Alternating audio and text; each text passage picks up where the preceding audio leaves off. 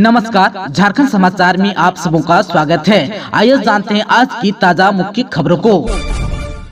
बिहार के बाद अब झारखंड में भी बदली शिक्षक भर्ती प्रक्रिया। दूसरे राज्यों के टेट या सीटेट पास अभ्यर्थी भी बन सकेंगे टीचर। अब केंद्र सरकार द्वारा राष्ट्रीय स्तर पर आयोजित सीटेट तथा पड़ोसी राज्यों से टेट उत्तीर्ण अभ्यर्थी भी झारखंड में सहायक आचार्य के पद पर नियुक्ति हो सकेंगे। इन्हें झारखंड कर्मचारी चयन आयोग द्वारा आयोजित की जाने वाली झारखंड सहायक आचार्य संयुक्त प्रतियोगिता परीक्षा 2023 में सम्मिलित होने के लिए आवेदन का अवसर प्रदान किया जाएगा। झारखंड हाईकोर्ट के आदेश पर राज्य सरकार द्वारा यह निर्णय लिए जाने के बाद आयोग ने ऐसे अभ्यर्थियों से ऑनलाइन आवेदन लेने के लिए जल्द लिंक जारी करने का निर्णय लिया है। बता दें कि झारखंड हाईकोर्ट के विभिन्न याचिका की सुनवाई करते हुए सीटेट उत्तीर्ण अभ्यर्थी को भी इस परीक्षा में सम्मिलित करने का आदेश दिया है। इस परीक्षा के माध्यम से सहायक आचार्य के 26,000 पदों पर नियुक्ति होनी है। आप सबको बता दूं कि इसी के साथ आयोग ने इस परीक्षा की तिथि बढ़ा दी है। अब यह परीक्षा 10 फरवरी से संभावित है। पहले यह परीक्षा 12 जनवरी से संभावित थी। आयोग के अनुसार परीक्षा का विस्तृत कार्यक्रम ऐसे अभ्यर्थियों से ऑनलाइन आवेदन प्राप्त करने की प्रक्रिया पूरी होने के बाद नए अभ्यर्थियों की संख्या के अनुसार परीक्षा दिवसों की आवश्यकता का आकलन करते हुए प्रकाशित किया जाएगा। झारखंड के सूखाग्रस्त क्षेत्र के किसानों को हेमंत सरकार देगी 3500 रुपये की मदद। झारखंड के किसानों के लिए बड़ी खुशखबरी है। खासकर सूखा प्रभावित क्षेत्र के किसानों के लिए मुख्यमंत्री हेमंत सोरेन ने ऐसे किसानों को तत्काल राहत के रूप में 3500 रुपये देने का आदेश दिया है। यह रकम अनुग्रह राशि के रूप में दी जाएगी। मुख्यमंत्री ने बुधवार को यानी कि 10 जनवरी को राज्य आपदा प्रबंधन पदाधिकारी की बैठक में यह निर्देश दिए। मुख्यमंत्री को कृषि विभाग की ओर से बताया गया कि इस साल भी कम बारिश की वजह से 17 जिलों के 158 प्रखंडों में सुखाड़ की स्थिति है। इन क्षेत्रों को सुखाड़ग्रस्त घोषित करने की विभाग ने अनुशंसा की। इस पर मुख्यमंत्री ने आपदा प्रबंधन विभाग को निर्देश दिया कि इन सभी 158 प्रखंडों को सुखाड़ क्षेत्र घोषित करने का प्रस्ताव तैयार करें। प्रस्ताव को मंत्रिपरिषद की बैठक में मंजूरी के लिए रखा जाएगा। साथ ही उन्होंने कहा कि सुखाग्रस्त क्षेत्र के प्रत्येक किसानों को तत्काल 3500 रुपये की अनुग्रह राशि दी जाएगी। इधर जो है आपदा प्रबंधन विभाग के अधिकारियों को मुख्यमंत्री हेमंत सोरेन ने यह भी निर्देश दिया कि वे केंद्र सरकार को सहायता राशि उपलब्ध कराने के लिए एक प्रस्ताव तैयार करके भेजें। इस राशि से सूखा प्रभावित किसानों को आर्थिक सहायता दी जाएगी। मुख्यमंत्री ने अधिकारियों से कहा कि सुखाड़ से प्रभावित किसानों को राहत देने के लिए समुचित कदम उठाएं। उन्होंने गत वर्षों की भांति इस वर्ष भी सूखे की मार झेल रहे झारखंड के किसानों को तत्काल राहत के तौर पर 3500 रुपये प्रति किसान अनुग्रह राशि देने का निर्देश दिया। सरायकेला खरसवां कुचाई में झामुमो महिला मोर्चा प्रखंड समिति का पुनर्गठन, संगठन को मजबूत करने पर जोर।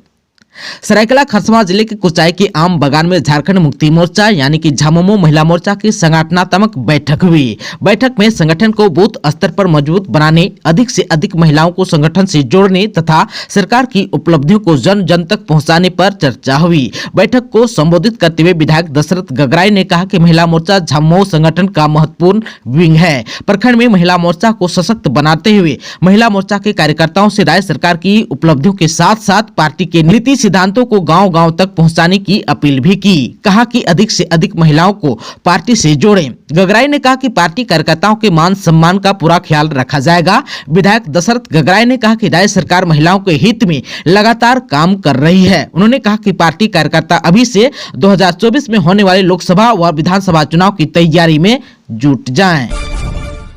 झारखंड के जेलों में उम्र कैद की सजा काट रहे 56 कैदियों की जल्द होगी रिहाई। सीएम ने कहा कि इनके पुनर्वास की हो व्यवस्था। मुख्यमंत्री ने रिहा होने वाले कैदियों को सरकार की विभिन्न कल्याणकारी योजनाओं से जोड़ने की दिशा में पहल करने का अधिकारियों को दिशा निर्देश दिया है। राज्य के विभिन्न जेलों में आजीवन कारावास की सजा काट रहे 56 कैदी रिहा किए जाएंगे। मुख्यमंत्री हेमंत सोरेन की अध्यक्षता में झारखंड राज्य सज्जा पुनरीक्षण परिषद की 30वीं बैठक में 109 कैदियों की रिहाई के बिंदु पर समीक्षा के बाद यह सहमति बनी। समीक्षा के क्रम में अदालतों, संबंधित जिलों के पुलिस अधीक्षक, जेल अधीक्षक और जिला प्रोबेशन पदाधिकारियों के मंतव्य पर विस्तार से विचार विमर्श किया गया। मुख्यमंत्री ने अधिकारियों से कहा कि जो कैदी जेल से रिहा किए जाते हैं उनकी लगातार ट्रैकिंग और मॉनिटरिंग होनी चाहिए। इसके अलावा उनके पुनर्वास की दिशा में भी पहल की जाए ताकि वे मुख्य धारा में बने रहे। रिहा होने वाले बुजुर्ग कैदियों को यूनिवर्सल पेंशन स्कीम से जोड़ें। मुख्यमंत्री ने कहा कि अक्सर देखा गया है कि जेल से जो बुजुर्ग कैदी रिहा किए जाते हैं उन्हें उनका परिवार अपनाने के लिए आगे नहीं आता है। ऐसे में इनको सरकार के यूनिवर्सल पेंशन स्कीम से जोड़ा जाए ताकि उन्हें इस तरह के हालात में उन्हें इधर उधर भटकना नहीं पड़े। उन्होंने यह भी कहा कि रिहा होने वाले कैदियों को सरकार की विभिन्न कल्याणकारी योजनाओं का लाभ दिया जाए ताकि उन्हें जीविकोपार्जन की दिशा में सहूलियत मिल सके। 18 फरवरी को कुर्मी हुंकार महारैली का आयोजन जोर शोर से हो रही है तैयारी। रांची में बुधवार को टोटोमिक कुर्मी या कुर्मी यानी कि महतो समाज की प्रेस वार्ता हुई। टोटोमिक कुर्मी या कुर्मी महतो समाज के मुख्य संयोजक शीतल होतार ने कहा कि कुर्मी या कुर्मी महतो जनजाति को अनुसूचित जनजाति की सूची में सूचीबद्ध करने और कुड़माली भाषा को संविधान की 8वीं अनुसूची में शामिल करने की मांग को लेकर आगामी 18 फरवरी 2024 को मोरहाबादी मैदान में रांची में कुर्मी हुंकार महारैली का आयोजन किया गया है, जिसमें लाखों की संख्या में कुर्मी समाज के लोग अपने पारंपरिक वेशभूषा, अपनी पारंपरिक नाच गान जैसे कि छऊ नाच, झूमर नाच, पता नाच, नटवा नाच, घोड़ा नाच एवं गाजा बाजा के साथ शामिल होंगे, जिसकी ग्राम स्तर पर बृहद रूप में तैयारी की जा रही है। झारखंड में सुरक्षा बलों को निशाना बनाने की नक्सलियों की योजना पर फिरा पानी, 5 किलो का आईडी बम हुआ बरामद। झारखंड में नक्सली लगातार सुरक्षा बलों को निशाना बनाने की कोशिश में लगे हुए हैं। एक बार फिर सुरक्षा बलों ने 5 किलो का आईडी बम बरामद किया है। आप सबको बता दूं कि कोल्हान सुरक्षित वन क्षेत्र में प्रतिबंधित भाकपा नक्सली संगठन के कई शीर्ष नेता छिपे हुए हैं। सुरक्षा बल इन तक ना पहुंच पाए, इसलिए नक्सलियों ने जगह जगह आईडी बम बिछाकर रखे हैं ताकि अगर सुरक्षा बलों के जवान उधर आए तो उनको नुकसान पहुंचाया जा सके। आप सबको बता दूं कि नक्सलियों के बड़े नेता मिसिर बेसरा, अनमोल, मोछू, चमन, कांडे, अजय महतो, सागन अंगरिया, अश्वनी अपने दस्ते के सदस्यों के साथ विध्वंसक गतिविधियों के लिए सुरक्षित वन क्षेत्र में भ्रमणशील है। इधर जो है इनकी गिरफ्तारी के लिए जिला पुलिस, झारखंड जुगवार और सीआरपीएफ के जवान लगातार ऑपरेशन चला रहे हैं। सर्च ऑपरेशन के दौरान बुधवार को मुफसिल थाना अंतर्गत हिसाबान एवं जौजो हाथू गांव के बीच जंगल एवं पहाड़ी क्षेत्र में सुरक्षा बलों को निशाना बनाने के उद्देश्य से नक्सलियों ने 5 किलो का आईडी बम बिछाकर रखा था। इस आईडी बम को सुरक्षा बलों ने समय रहते बरामद कर लिया। बम निरोधक दस्ता के सहयोग से इस आईडी को उसी स्थान पर नष्ट कर दिया गया। आप सबको बता दो कि पश्चिमी सिंहभूम के पुलिस अधीक्षक आशुतोष शेखर ने इसकी पुष्टि की है। पलामू NH 98 जाम करने वाले 13 गिरफ्तार, 38 नामजद, 150 अज्ञात पर case. National highway 98 Daltonganj Aurangabad मुख्य पथ को घंटों जाम रखने के मामले में पुलिस ने कार्रवाई की है। कार्रवाई के दौरान जहां 13 आरोपियों को गिरफ्तार किया गया है, वहीं 38 लोगों के खिलाफ नामजद प्राथमिकी दर्ज की गई है। 150 अज्ञात के खिलाफ भी मामला दर्ज किया गया है। बताते चले कि हिट एंड रन कानून के खिलाफ छतरपुर थाना क्षेत्र के नेशनल हाईवे 98 बाईपास में उदयगढ़ मोड़ एवं सड़क के समीप वाहन चालकों एवं ग्रामीणों के द्वारा सड़क जाम किया गया था।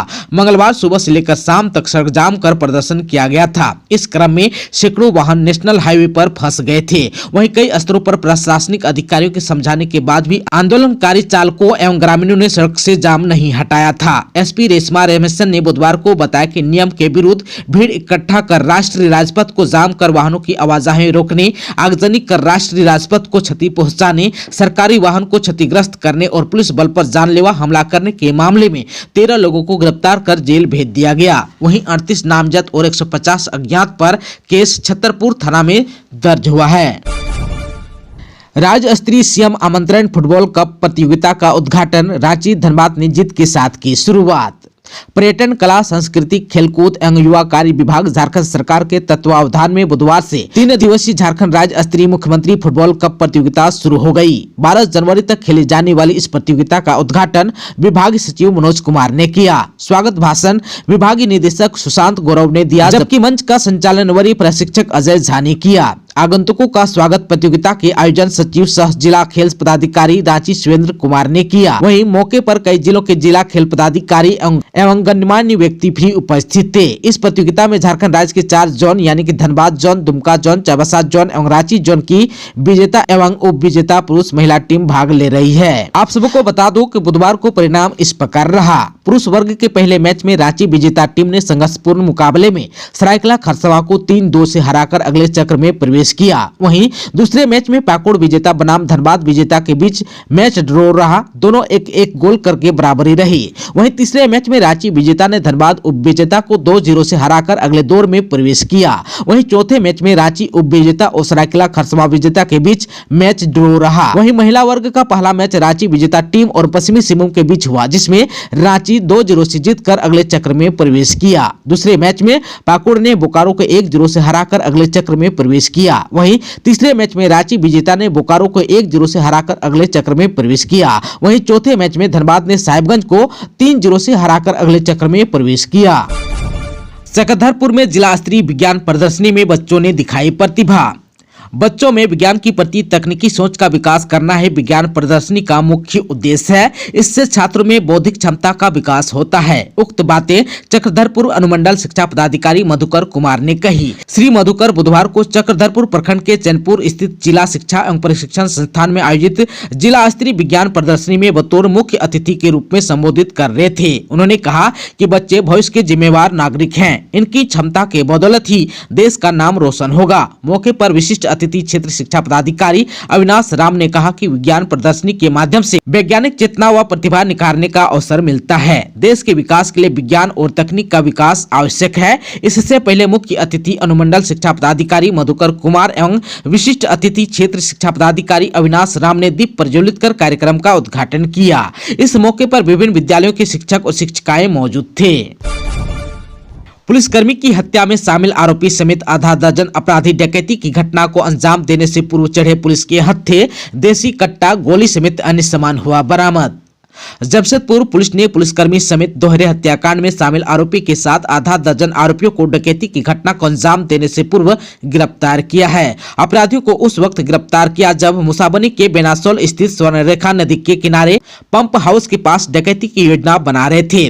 पुलिस ने अपराधियों के पास से एक देसी कट्टा, 3 जिंदा गोली, एक चापड़, एक लोहे का कट्टर, 13,920 रुपये नगद समेत अन्य सामान बरामद किया है। गिरफ्तार आरोपियों में राजू तांती उर्फ भुवन तांती, शत्रुघ्न हंसदा, भीम मुर्मू, धीरेन महतो, मुकेश कुमार महतो और राज महतो के नाम शामिल है। भीम मुर्मू जमशेदपुर जिला के रहने वाला है, जबकि अन्य सभी आरोपी सरायकेला खरसावां जिले के रहने वाले हैं। आप सबको बता दूं कि बुधवार को जमशेदपुर के एसएसपी किशोर कौशल ने बताया कि मंगलवार की शाम गुप्त सूचना मिली बेनासोल गांव में स्वर्णरेखा नदी के किनारे स्थित पंप हाउस के पास कुछ अपराधी हरवे हथियार से लैस होकर डकैती की बड़ी घटना को अंजाम देने की तैयारी में है। सूचना पाकर मुसाबनी डीएसपी के नेतृत्व में एक विशेष टीम का गठन किया गया। गठित टीम त्वरित कार्रवाई करते हुए मौके पर पहुंचकर डकैती की योजना बना रहे आधा दर्जन अपराधियों को कट्टा, गोली, चापड़ सहित अन्य सामान के साथ गिरफ्तार किया।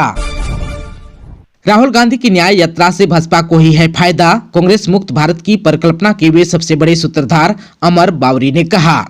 नेता प्रतिपक्ष अमर कुमार बावरी ने झारखंड में राहुल गांधी की न्याय यात्रा कार्यक्रम को लेकर चुटकी ली है। सूचना भवन कांके के पास जस्टिस एलपीएन शाहदेव के पुण्यतिथि पर उनकी प्रतिमा पर माल्यार्पण के बाद मीडिया के सवाल पर उन्होंने कहा कि वास्तव में कांग्रेस की यह यात्रा न्याय यात्रा नहीं बल्कि अन्याय यात्रा है। राहुल गांधी ने जब पिछली बार भारत जोड़ो यात्रा की थी तब उसका लगभग 90% फायदा भारतीय जनता पार्टी को हुआ। प्रधानमंत्री नरेंद्र मोदी जी की कांग्रेस मुक्त भारत की परिकल्पना के सबसे बड़े सूत्रधार राहुल गांधी की है। असल में कांग्रेस की न्याय यात्रा अपने अन्याय को छिपाने के लिए है। यदि कांग्रेस चाहती तो वर्षों पहले झारखंड राज्य अलग हो गया होता, लेकिन कांग्रेस ने ऐसा नहीं होने दिया। कांग्रेस अपने अन्याय करतूतों को छिपाने के लिए ही न्याय यात्रा कर रही है। दोस्तों, अभी तक आपने चैनल को सब्सक्राइब नहीं किया है तो प्लीज चैनल को सब्सक्राइब कर बेल आइकन को प्रेस कर दीजिएगा ताकि खबरों का अपडेट आपको मिलता रहेगा। इसके साथ ही आज के खबरों में बस इतना ही। हमें दीजिए इजाजत। नमस्कार।